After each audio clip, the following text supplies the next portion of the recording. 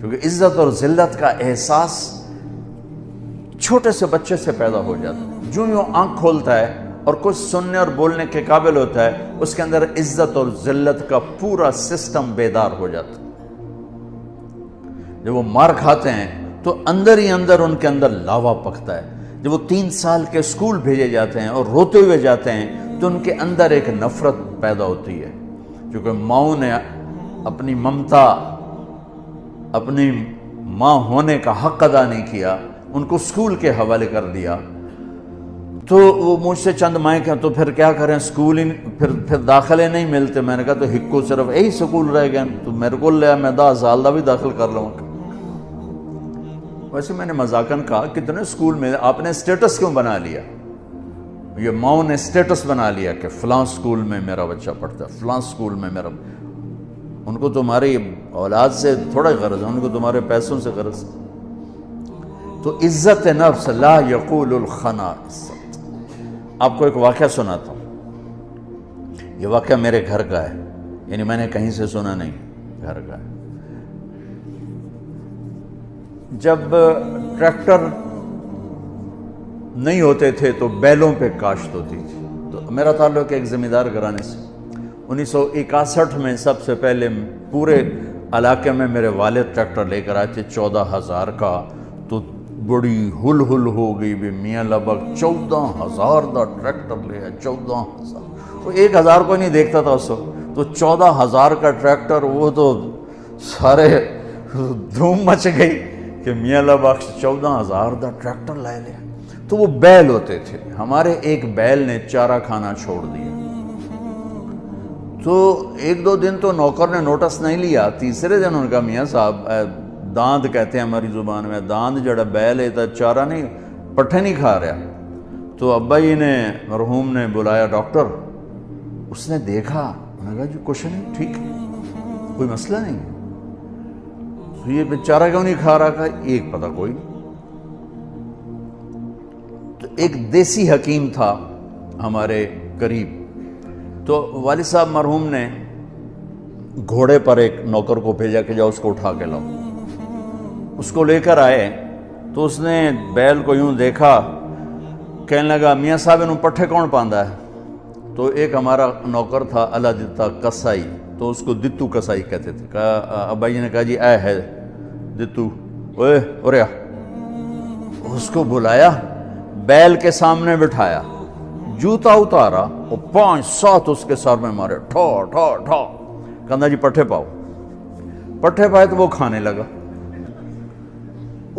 یہ میں آپ کو گھر کا واقعہ سنا رہا ہوں، گھر کا، سنائی نہیں سنا رہا ہوں، اپنے گھر کی بتا رہا ہوں. ابا جی نے کہا ایک ہی جادو ہے. انہوں نے کہا جادو نہیں ہے، یہ آپ کے نوکر نے اس کو کہیں کوئی سوٹیاں مار دی ہیں اور یہ وٹ کھا گیا تھا. اس کو غصہ چڑھا ہوا تھا کہ میں نے اس مارے کیوں، میں تو چنگا بھلا کام دے رہا. آج جب میں نے اس کی ٹھکائی کی تو اس کو تسلی ہوگی میرا بدلہ ہو گیا، ہوں اس پٹھے کھا رہے. عزت نفس تو جانور بھی چاہتا ہے. ہم ماتحت کو ذلیل کریں، اوپر والوں کو مکھن لگائیں، نیچے والوں کو ذلیل کریں. یہ مائیں اپنے بچوں کو ماریں بھی صحیح، پھر کہیں ان کے وہ خدمت بھی کریں. یہ کیسے ہوگا؟ اور ایک واقعہ میرا چشمدید ہے.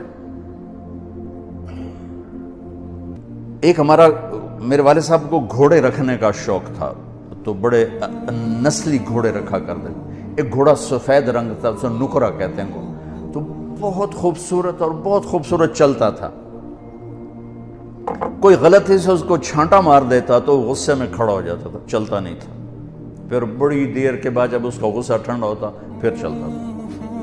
ایک دن میں اور میرا چھوٹا بھائی ہم دونوں تانگے پر، اور ہمارا کوچوان اس کو چلا رہا، چاچا گامو مرحوم اس کا نام تھا. تو اس نے اس کو چھانٹا مار دی. یہ میرا دیکھا واقعہ ہے. وہ کھڑا ہو گیا، وہیں کھڑا ہو گیا. اس نے سارے زور لگائے اور ہلا نہیں. 3-4 آدمی بولا. جب ایسے کبھی گھوڑا تانگے میں کھڑا ہو جاتا تھا تو پھر ایک دیہاتی ٹرک تھا، 2-3 آدمی ادھر ادھر پہیے کو گھماتے تھے. پہیا گھوم کر جب وہ تانگے کی لگتی تھی نا اس کو ہک اس کے پشت میں ہی وہ پیچھے، تو پھر وہ چل پڑتا تھا. تو انہیں 3-4 ادھر 3-4 ادھر زور لگا لی، وہ ہلا ہی نہیں. اب دیکھیں انہوں نے کیا کیا، وہ نیچے آیا اور اپنی پگڑی اتاری اور اس کے پاؤں پہ رکھ کے کہنے لگا اللہ دا نا ہن تا ٹور پاؤ. یقین مانے میں آپ کو آنکھوں دیکھا بتا رہا ہوں. اس کے بعد اس نے آ کے لگام اٹھائی، گھوڑا چل پڑا. آپ سیرت النبی کا ایک لفظ لے لیں تو آپ سب کے لیے کافی ہو جائے گا، میرے لیے کافی ہو جائے گا، ان مستورات کے لیے کافی، کہ ہم میٹھا بول نہیں بولتے. بطور ماں مجھے کیسے بولنا چاہیے ہم نہیں بولتے. بطور باپ مجھے کیسے بولنا ہے نہیں بولتے. بطور بھائی مجھے کیسے بولنا ہے ایسا بول ہم نہیں بولتے. بطور باس مجھے ماتحت کے ساتھ کیسے بولنا ہے ہم نہیں بولتے. بطور مالک مجھے نوکر کے ساتھ کیسے بولنا ہے ایسا ہم نہیں بولتے. ایک دوست کے ساتھ مجھے کیسے بولنا ہم نہیں بولتے. تو سارے معاشرے میں آگ لگ گئی، محبت نام کی شے مٹ گئی.